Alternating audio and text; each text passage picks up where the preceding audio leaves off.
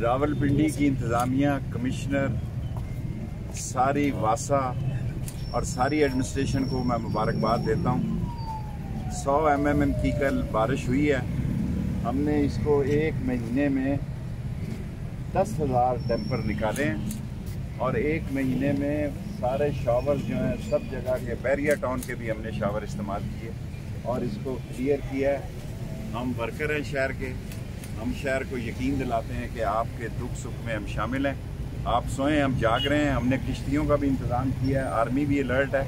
अल्लाह के फजल से किसी जान का नुकसान नहीं हुआ। उसकी बुनियादी वजह यह है कि हमने एक महीना पहले मनसूबाबंदी की, 2 महीने पहले मनसूबाबंदी की, एक महीने में सारी लई को स्टार्ट टू एंड बिल्कुल क्लियर।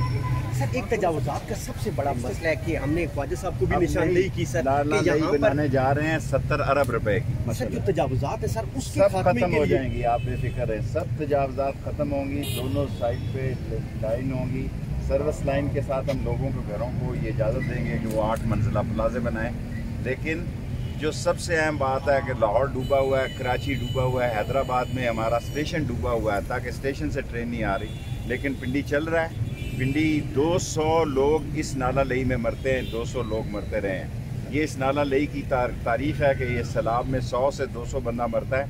आज अल्लाह के फजल करम से कोई एक भी हादसा नहीं हुआ और सारा पानी रवानी से जा रहा है। इसमें मैं रावलपिंडी की एडमिनिस्ट्रेशन को मुबारकबाद